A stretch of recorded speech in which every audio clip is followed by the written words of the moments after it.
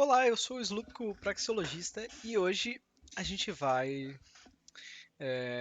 falar um pouco sobre o catecismo romano. Eu não vou, infelizmente, poder deixar aqui o catecismo de fundo, né, para vocês lerem juntos, porque eu vou ler o catecismo físico que eu tenho aqui, da editora Castela. E antes de começar, eu acredito que seja importante, antes de começar com o catecismo em si, começar com a encíclica Acerbo Nimis do Papa São Pio X, né, que inclusive está aqui no catecismo, e que acho que vai ser uma introdução interessante ao catecismo, porque vai explicar o porquê que um catecismo é importante, né? Então vamos lá, porque eu tô com bastante pressa. Eu acabei de gravar o último vídeo da Suma Teológica. Provavelmente eu vou postar só amanhã, porque já tá bem tarde, mas pelo menos ter gravado já vai ter valido a pena. Então vamos lá. São Pio X, encíclica Acerbo Nimis, sobre a importância capital do ensino do catecismo. Aos veneráveis irmãos, patriarcas, primazes, arcebispos, bispos e demais ordinários em paz e comunhão com a Santa Sé Apostólica. Veneráveis irmãos, saudação e bênção apostólica. 1. Dolorosas comprovações. Causa dos males presentes. Aqui ele vai mostrar que já era uma situação complicada, né? Começo do século XX. Os inescrutáveis desígnios de Deus nos elevaram de nossa pequenez ao cargo de supremo pastor do rebanho de Cristo, em dias bem críticos e amargos. Pois o antigo inimigo anda ao redor desse rebanho e lhe arma laços com tão pérfida astúcia que hoje, principalmente, parece ter se cumprido aquela profecia do apóstolo aos anciãos da igreja de Éfeso. Abre aspas. Eu sei que se introduzirão entre vós lobos vorazes, que não pouparão o rebanho. Atos 20, 29. Desses males que afligem a religião não há ninguém, animado do zelo da glória divina, que não deixe de investigar as causas e razões, acontecendo, porém, que, como cada qual as encontra diferentes, propõe diferentes meios de acordo com a sua opinião pessoal para defender e restaurar o reino de Deus na terra. Não proscrevemos, veneráveis irmãos, os juízos alheios, mas estamos com os que pensam que a atual depressão e debilidade das almas, de onde derivam os maiores males, provém principalmente da ignorância das coisas divinas. Essa opinião concorda inteiramente com o que Deus mesmo declarou pelo profeta Oséias. Aspas, não há reconhecimento de Deus não há conhecimento de Deus na terra. A maldição e a mentira e o homicídio e o roubo e o adultério tudo inundaram. E tem derramado sangue sobre o sangue. Por causa disso a terra se cobrirá de luto e todos os seus moradores desfalecerão. Oséias 4, versículo 1 a 3. 2. Ignorância da religião. Quão comuns e fundadas são, infelizmente, essas lamentações de que hoje existe um grande número de pessoas no povo cristão que ignoram totalmente as coisas que se devem conhecer para conseguir a salvação eterna. Ao dizer povo cristão, não nos referimos somente à plebe, ou seja, aqueles homens das classes inferiores a quem escusa com frequência o fato de se acharem submetidos a senhores tão duros, que não lhes deixam tempo nem para cuidar de si mesmos, nem das coisas que se referem à sua alma. Mas também e principalmente falamos daqueles a quem não falta entendimento nem cultura e até se mostram dotados de grande erudição profana, mas que, no que diz respeito à religião, vivem da maneira temerária e imprudente. 3. Indiferença perante as verdades religiosas. Difícil seria ponderar a espessura das trevas que os envolvem e o que mais triste é, a tranquilidade com que permanecem nelas. Com Deus, soberano autor e moderador de todas as coisas, e com a sabedoria da fé cristã, não se preocupam de modo algum. E assim nada sabem da encarnação do Verbo de Deus, nem da redenção do gênero humano por ele consumada. Nada sabem da graça, principal auxílio para alcançar a salvação eterna. Nada do augusto sacrifício nem dos sacramentos, pelos quais conseguimos e conservamos a graça. Quanto ao pecado, não conhecem sua malícia nem sua fealdade, de modo que não tomam o menor cuidado em evitá-lo, ou espiá-lo, e quando chegam aos últimos momentos de sua vida, que convenientemente deveriam ser empregados em atos de caridade, o sacerdote, por não perder a esperança de sua salvação, se vê constrangido a ensinar-lhes sumariamente a religião. E isso, se não ocorre, infelizmente com muita frequência, que o moribundo sofra de tão culpável ignorância que tenha por inútil o auxílio do sacerdote e julgue que possa transpor tranquilamente os umbrais da eternidade sem ter prestado a Deus conta dos seus pecados. Por isso, nosso predecessor Bento XIV justamente escreveu, abre aspas, afirmamos que a maior parte dos condenados às penas eternas padecem sua perpétua desgraça por ignorar os mistérios da fé, que necessariamente se devem conhecer e crer para que alguém seja contado no número dos eleitos. Fecha aspas. 4. As más paixões e a má vida engendram essa ignorância. Sendo assim, veneráveis irmãos, que há de surpreendente, perguntamos, que a corrupção dos costumes e sua depravação sejam tão grandes e cresçam diariamente, não só nas nações bárbaras, mas ainda nos mesmos povos que ostentam o nome de cristãos. Com razão dizia o apóstolo São Paulo, escrevendo aos Efésios, abre aspas, a fornicação e qualquer espécie de impureza ou avareza nem sequer se nomeia entre vós, como convém a santos, nem palavras torpes, nem chocarrices. Fecha aspas, Efésios, capítulo 5, versículo 3 a 4. Como fundamento desse pudor e santidade com que se moderam as paixões, determinou a ciência das coisas divinas. Abre aspas, cuidai, pois, irmãos, em andar com prudência, não como insensatos, mas como circunspectos. Portanto, não sejais imprudentes, mas considerai qual é a vontade de Deus. Fecha aspas de novo, Efésios capítulo 5, versículo 15 a 17. 2. Necessidade da instrução religiosa e seus benefícios. Sentença justa, porque a vontade humana mal conserva algum resto daquele amor à honestidade e à retidão, posto no homem por Deus, seu Criador, amor que o impelia para um bem, não entre sombras, mas claramente visto. Depravada, porém, pela corrupção do pecado original e esquecida de Deus. Seu Criador, a vontade humana, inclina-se a amar a vaidade e a procurar a mentira. Extraviada e cega pelas más paixões, necessita de um guia que lhe mostre o caminho de volta à via da justiça que desgraçadamente abandonou. Esse guia, que não é preciso buscar fora do homem e de que a natureza o proveu, é a própria razão. Mas se a razão falta sua verdadeira luz, que é a ciência das coisas divinas, sucederá que, ao guiar um cego a outro cego, ambos cairão no abismo. O santo rei Davi, glorificando a Deus por essa luz da verdade que havia infundido na razão humana, dizia: A luz do vosso rosto, Senhor, está impressa em nós. Indicava o efeito dessa comunicação da luz, acrescentando: Infundistes a alegria em meu coração. 5. A doutrina cristã e as virtudes teologais. Descobre-se facilmente que assim é, porque, de fato, a doutrina cristã nos faz conhecer a Deus e o que chamamos suas infinitas perfeições, muito mais profundamente que as faculdades naturais. E de que forma? Mandando-nos ao mesmo tempo reverenciar a Deus por obrigação de fé, que se refere à razão, por dever de esperança, que se refere à vontade, e por dever de caridade, que se refere ao coração, com o qual torna o homem inteiramente submetido a Deus, seu Criador e moderador. Do mesmo modo, só a doutrina cristã põe o homem na posse de sua verdadeira dignidade natural, como filho do Pai Celestial que está nos céus e que o fez à sua imagem e semelhança para viver eternamente feliz com ele. Mas dessa mesma dignidade e do conhecimento que dela se deve ter, deduz Cristo que os homens devam amar-se como irmãos e viver na terra como convém aos filhos da luz. Abre aspas, não em glutonerias e embriaguez, não em desonestidades e dissoluções, não em contendas e emulações. Fecha aspas. Manda-nos igualmente que nos entreguemos nas mãos de Deus, que cuida de nós, que socorramos os pobres, façamos o bem aos nossos inimigos e prefiramos os bens eternos da alma aos perecedores bens temporais. 6. A humildade e as virtudes cardeais. E, mesmo que não tratemos tudo pormenorizadamente, não é porventura a doutrina de Cristo que recomenda e prescreve ao homem soberbo aquela humildade, origem da verdadeira glória? Abre aspas. Todo aquele, pois, que se humilhar, esse será o maior no reino dos céus. Fecha aspas. Mateus 18:4. Nessa celestial doutrina ensina-se a prudência do espírito, que serve para nos proteger da prudência da carne. A justiça, por meio da qual damos a cada um o que lhe pertence, a fortaleza, que nos torna capazes de sofrer e padecer tudo generosamente por Deus e pela eterna bem-aventurança. Enfim, a temperança que não só nos torna amável a pobreza por amor de Deus, mas que, em meio de nossas humilhações, faz com que nos gloriemos na cruz.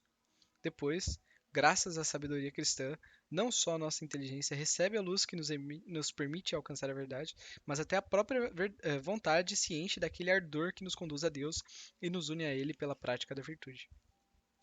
Longe estamos de afirmar que a malícia da alma e a corrupção dos costumes não possam coexistir com o conhecimento da religião. Quisera Deus que os fatos demonstrassem o contrário, mas compreendemos que, quando o espírito está envolto pelas espessas trevas da ignorância, nem a vontade pode ser reta, nem são os costumes, porque se, caminhando com olhos abertos, pode o homem apartar-se do bom caminho, o que sofre de cegueira está em perigo eminente de desviar-se. Ademais, quando não está inteiramente apagada a chama da fé, resta ainda a esperança de que se elimine e se cure a corrupção dos costumes, mas quando a ignorância se junta à depravação, já não resta possibilidade de remédio e permanece aberto o caminho da ruína. Terceira parte. O dever primordial do sacerdote. 7. Missão confiada aos pastores de almas. Uma vez que da ignorância da religião procedem tão graves danos e que, por outro lado, são tão grandes a necessidade e a utilidade da formação religiosa, pois em vão se esperaria que alguém cumprisse as obrigações de cristão sem as conhecer. Convém saber agora a quem compete preservar as almas dessa perniciosa ignorância e instruí-las em tão indispensável ciência. E isso, veneráveis irmãos, não oferece dificuldade alguma, porque esse gravíssimo dever recai sobre os pastores de almas, que efetivamente se acham obrigados, por preceito do próprio Cristo, a conhecer e apacentar as ovelhas que lhes foram confiadas. Apacentar é, antes de tudo, doutrinar. Abre aspas. Eu vos darei pastores segundo o meu coração, que vos apacentarão com a ciência e com a doutrina. Fecha aspas. Assim falava Jeremias, inspirado por Deus. E por isso dizia também o apóstolo São Paulo: Cristo não me enviou a batizar, mas a pregar. Advertindo assim que o principal ministério de quantos exercem de algum modo o governo da Igreja consiste em ensinar aos fiéis a doutrina sagrada. Parece-nos inútil aduzir novas provas da excelência desse ministério e da estima que dele tem Deus. Certo é que Deus exalta grandemente a piedade que nos move a procurar o alívio das misérias humanas, mas quem negará que maior louvor merecem o zelo e o trabalho consagrados a fornecer os bens celestiais aos homens, e não já os transitórios benefícios materiais? Nada pode ser mais grato a Jesus Cristo, Salvador das almas, que pelo profeta Isaías disse de si mesmo: Fui enviado para evangelizar os pobres. Importa muito, veneráveis irmãos, insistir para que todo e qualquer sacerdote compreenda bem que ninguém tem maior obrigação e dever mais imperioso, porque quem negará que no sacerdote a santidade de vida deve estar unida à ciência. Abre aspas, nos lábios do sacerdote deve estar o depósito da ciência. Fecha aspas. E, com efeito, a Igreja a exige rigorosamente de quantos aspiram a ingressar no sacerdócio. E por quê? Porque o povo cristão espera receber dos sacerdotes o ensino da divina lei, e porque Deus os destina a propagá-la. Abre aspas de novo. De sua boca se há de aprender a lei, pois que ele é o anjo do Senhor dos exércitos. Fecha aspas. Por isso, no momento da ordenação, o bispo diz, dirigindo-se aos que vão ser elevados ao sacerdócio, abre aspas, que vossa doutrina seja remédio espiritual para o povo de Deus, e os cooperadores de nossa ordem sejam prudentes, para que, meditando dia e noite acerca da santa lei, creiam no que leram e ensinem aquilo em que creram. Fecha aspas. Se não há sacerdote algum a que isso não seja aplicado, que diremos daqueles que, acrescentando ao sacerdote o nome e o poder de pregadores, têm a seu cargo o reger as almas, tanto por sua dignidade como por um pacto contraído?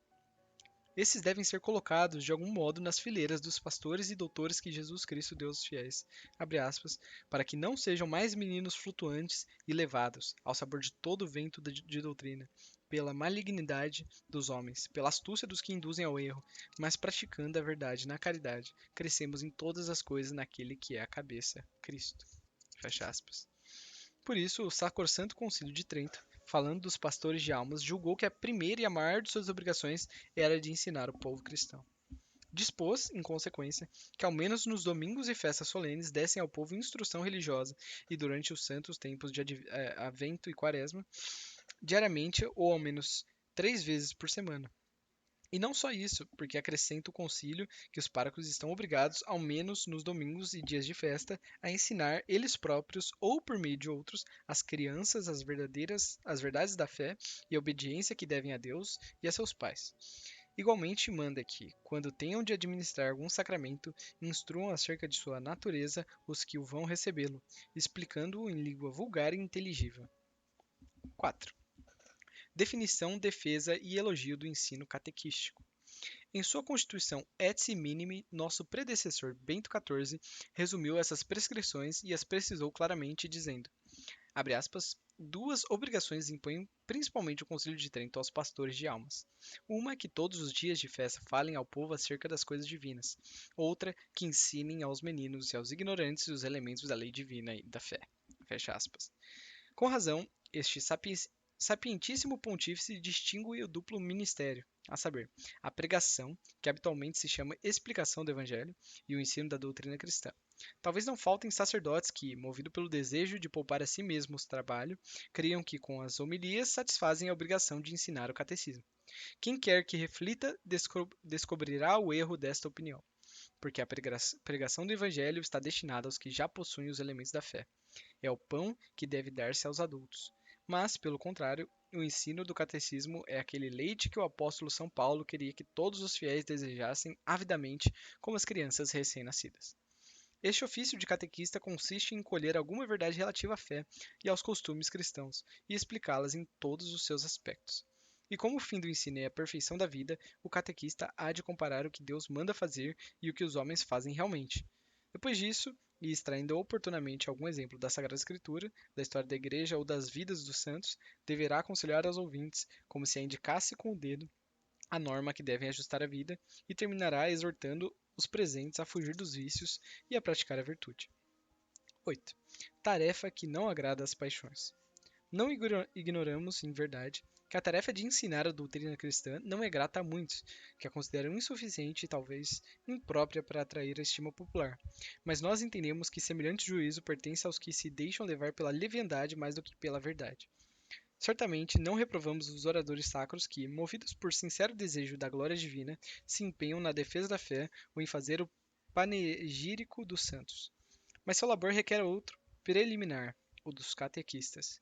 Pois, faltando este, não há alicerces e em vão se fatigam os que edificam a casa. É muito frequente que floridos discursos recebidos com aplauso por numeroso auditório só sirvam para afagar o ouvido e não para comover as almas. Em contrapartida, um ensino catequético, ainda que simples e humilde, merece que se lhe apliquem essas palavras que Deus inspirou a Isaías, abre aspas, do mesmo modo que a chuva e a neve descem do céu e a ele não retornam, mas embebem a terra e a penetram e fecundam, a fim de que produzam semente para semear e pão para comer, assim será a palavra que sai da minha boca. Não tornará para mim vazia, mas fará tudo aquilo que eu quero e produzirá os efeitos para os quais a enviei. Fecha aspas. O mesmo juízo se há de fazer daqueles sacerdotes que, para melhor expor as verdades da religião, publicam eruditos volumes. São dignos, certamente, de grande elogio. Quantos, porém, são os que consultam as obras desse gênero e dessa índole e tiram delas o fruto correspondente aos desejos de seus autores? Mas o ensino da doutrina cristã, bem feito, nunca é inútil para os que o escutam. Convém repetir, para inflamar o zelo dos ministros do Senhor, que já é grandíssimo e aumenta cada dia mais, o número dos que tudo ignoram em matéria de religião, ou que só têm um conhecimento tão imperfeito de Deus e da fé cristã, que em plena luz de verdade católica lhes é possível viver como pagãos. Ah, quão grande é o número não de crianças, mas de adultos e até anciãos que ignoram absolutamente os principais mistérios da fé, e que, ao ouvir o nome de Jesus, respondem: Quem é? Para que eu creia nele. Daí, o terem por lícito forjar e manter ódios contra o próximo, fazer contratos iníquos, explorar negócios infames, fazer empréstimos usurários e cometer outras maldades semelhantes. Daí que, ignorantes da lei de Cristo, que não somente proíbe toda e qualquer ação torpe, mas também todo pensamento voluntário e o desejo de cometê-la, muitos que, por qualquer razão, quase se abstêm dos prazeres vergonhosos, mas alimentam em suas almas, que carecem de princípios religiosos, os pensamentos mais perversos e tornam o número de suas iniquidades maior que os dos, dos cabelos de sua cabeça. E deve-se repetir que esses vícios não se encontram somente entre a gente do campo e das classes baixas, mas também, e talvez com maior frequência, entre pessoas de categoria superior, inclusive entre os que se envaidecem de seu saber e, apoiados em uma vã erudição, pretendem ridicularizar a religião e blasfemar de tudo quanto não conhece. 9. Consequências de não se ensinar a doutrina cristã. Se é coisa vã esperar colheita em terra não semeada, como esperar gerações como esperar gerações adornadas de boas obras se oportunamente não foram instruídos na doutrina cristã? Donde justamente concluímos que se a fé enlanguece em nossos dias, até parecer quase morta, em uma grande maioria, é porque se cumpriu descuidadamente ou se descumpriu de todo a obrigação de ensinar as verdades contidas no catecismo. Inútil será dizer, como escusa, que a fé nos foi dada gratuitamente e conferida a cada um no batismo, porque certamente, quando fomos batizados em Jesus Cristo, fomos enriquecidos com a posse da fé. Mas essa divina semente não chega a crescer e lançar grandes ramos, se fica abandonada a si mesma e reduzida a atuar por virtude inata. Tem o homem, desde que nasce, a faculdade de entender, mas essa faculdade necessita da palavra materna para, como se diz, converter-se em ato. Também o homem cristão, ao renascer pela água e pelo Espírito Santo, traz como que em germe a fé, mas necessita do ensino da igreja para que esta fé possa nutrir-se, desenvolver-se e dar fruto. Por isso escreveu o apóstolo: a fé provém do ouvir, e o ouvir depende da pregação da palavra de Cristo. E para mostrar a necessidade do ensino, acrescentou, abre aspas, como ouvirão se não há quem lhes pregue? Fecha aspas. Bom, eu já li uma boa parte aqui, tem só a quinta parte aqui dessa encíclica, né? Não, como são só mais 2 páginas, eu vou fazer esse esforço, apesar de ser bem tarde, já são 10 horas. Ah, quinta parte, normas práticas. 10. Prescrições para o ensino do catecismo. Pelo que até aqui foi exposto, pode-se ver qual seja a importância da instrução religiosa do povo. Devemos, pois, fazer quanto nos seja possível para que o ensino da sagrada doutrina, que, servindo-nos das palavras do nosso predecessor Bento XIV, é a instituição mais útil para a glória de Deus e a salvação das almas, se mantenha sempre florescente ou, onde tenha sido descuidada, se restaure. Assim, pois, veneráveis irmãos, querendo cumprir essa grave obrigação do apostolado supremo e fazer com que em todas as partes se observem em matéria tão importante as mesmas práticas, em virtude de nossa suprema autoridade, estabelecemos para todas as dioceses as seguintes disposições que deverão ser rigorosamente observadas e cumpridas. 1.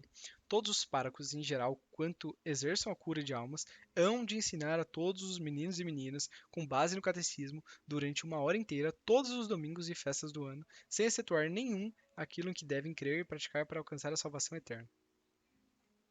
2. Os mesmos párocos hão de preparar os meninos e as meninas em época fixa do ano, e mediante instrução. Calma. 2. Os mesmos párocos hão de preparar os meninos e as meninas em época fixa do ano, e mediante instrução que deve durar vários dias, a receber dignamente os sacramentos da penitência e confirmação. 3. Além disso, hão de preparar com especial cuidado aos rapazinhos e as mocinhas para que santamente se aproximem pela primeira vez da sagrada mesa, valendo-se para isso de oportunos ensinamentos e exortações durante todos os dias da quaresma, e se for necessário, durante vários outros depois da Páscoa. 4. Em todas e cada uma das paróquias se erigirá canonicamente a associação que vulgarmente se chama Congregação da Doutrina Cristã. Com ela, principalmente onde aconteça ser escasso o número de sacerdotes, terão os párocos colaboradores para o ensino do catecismo, os quais se ocuparão desse ministério tanto por zelo da glória de Deus, como para beneficiar-se das santas indulgências com que os romanos pontífices têm enriquecido essa associação. 5. Nas grandes cidades, principalmente onde haja faculdades maiores, institutos e colégios, fundem-se escolas de religião para instruir nas verdades de fé e nas práticas da vida cristã a juventude que frequenta as escolas públicas, nas quais não se mencionam as coisas da religião. 6. Porque nesses tempos de desordem a idade madura, não menos que a infância, necessita de instrução religiosa, os párocos e quantos sacerdotes exerçam cura de almas, além da habitual homilia sobre o Santo Evangelho, que hão de fazer todos os dias de festa, na missa paroquial, deverão determinar a hora mais oportuna para o comparecimento dos fiéis, excetuando a destinada à doutrina das crianças, e dar instrução catequética aos adultos, com linguagem simples e proporcionada às suas inteligências. Para isso, valer-se-ão do Catecismo do Concílio de Trento, de tal modo que, no espaço de 4 ou 5 anos, expliquem tanto se refere ao símbolo, aos sacramentos, ao decálogo, à oração e aos mandamentos da Igreja. 7. Todas essas coisas, veneráveis irmãos, mandamos e estabelecemos em virtude de nossa autoridade apostólica. Agora é obrigação vossa procurar, cada qual em sua própria diocese, que essas prescrições se cumpram inteiramente e sem demora. Velai, pois, e com a autoridade que vos é peculiar, procurai que nossos mandamentos não caiam no esquecimento, ou, o que seria igual, se cumpram com negligência e frouxidão. Para evitar essa falta, a vez de empregar as recomendações mais assíduas e imperativas aos párocos para que não expliquem o catecismo sem prévia preparação e para que não falem a linguagem da sabedoria humana, mas que, abre aspas, com simplicidade de coração e sinceridade diante de Deus, fecha aspas, sigam o exemplo de Cristo, o qual, embora revelasse coisas que estavam ocultas desde a criação do mundo, as dizia todas ao povo por meio de parábolas, ou exemplos, e sem parábolas não lhes pregava. Sabemos que o mesmo fizeram os apóstolos ensinados por Jesus Cristo, e deles dizia Santo Gregório Magno. Puseram todo o cuidado em pregar aos povos ignorantes coisas simples e acessíveis e não coisas altas e árduas. E nas coisas de religião, uma grande parte dos homens de nosso tempo deve ser considerada ignorante. Mas não queremos que ninguém, em razão dessa mesma simplicidade que convém observar, imagine que o ensino catequístico não requer trabalho nem meditação. Pelo contrário, exige mais que qualquer outro. É mais fácil achar um orador que fale com abundância e brilho que um catequista cujas explicações mereçam os maiores elogios. Todos, portanto, devem levar em conta que, por grande que seja a facilidade de conceitos e de expressão de que sejam naturalmente dotados, nenhum falará da doutrina cristã com proveito espiritual dos adultos, nem das crianças, sem antes se preparar com estudo e séria meditação. Enganam-se os que, confiando na inexperiência e rudeza intelectual do povo, creem que podem proceder negligentemente nessa matéria. Ao contrário, quanto mais incultos os ouvintes, maior zelo e cuidado se requerem para conseguir que as verdades mais sublimes, tão acima do entendimento da generalidade dos homens, penetrem na inteligência dos ignorantes, os quais, não menos que os sábios, necessitam conhecê-las para alcançar a eterna bem-aventurança. 6. Epílogo, exortação final, e eu já vou finalizar aqui, que já está muito tarde. Exortação final. Seja-nos permitido, veneráveis irmãos, dizer-vos, ao terminar essa carta, o que disse Moisés: Quem é pelo Senhor, junte-se a mim. Observai, rogamo-vos e suplicamos quão grandes estragos produz nas almas a ignorância das coisas divinas. Talvez tenhais estabelecido em vossas dioceses muitas outras obras úteis e dignas de louvor para o bem de vossa grei, mas com preferência a todas elas, e com todo o empenho, zelo e constância que vos sejam possíveis, buscai esmeradamente que o conhecimento da doutrina cristã penetre por completo na mente e no coração de todos. Abre aspas, comunique cada um ao próximo. Repetimos com o apóstolo São Pedro, o dom que recebeu como bons dispensadores da multiforme graça de Deus. Que, mediante a intercessão da Imaculada e Bem-aventurada Virgem, vosso zelo e piedosa indústria se excitem com a bênção apostólica que, em testemunho de nossa caridade como penhor de favores celestes, amorosamente vos concedemos a vós, a vosso clero e ao povo que vos está confiado. Dado em Roma, junto de São Pedro, no dia 15 de abril do ano de 1905, no segundo de nosso pontificado. Bom, é isso. Já está muito tarde, eu preciso ir para casa. Então é isso. Espero que vocês tenham gostado dessa encíclica. No começo do próximo vídeo sobre o catecismo, antes de começar a introdução do catecismo mesmo, eu vou fazer uns comentários, né, sobre essa encíclica e do quão atual eu acredito que ela seja, né, até mais grave do que era no tempo de São Pio X. Então é isso. Muito obrigado por assistir. Deixem seus comentários, o like, compartilhe para quem precisa, né, ler isso aqui, para quem é seu amigo ateu, evangélico ou católico, modernista, sei lá. Manda para todo mundo aí que puder ter algum interesse nisso. E é isso. Tamo junto. Até a próxima.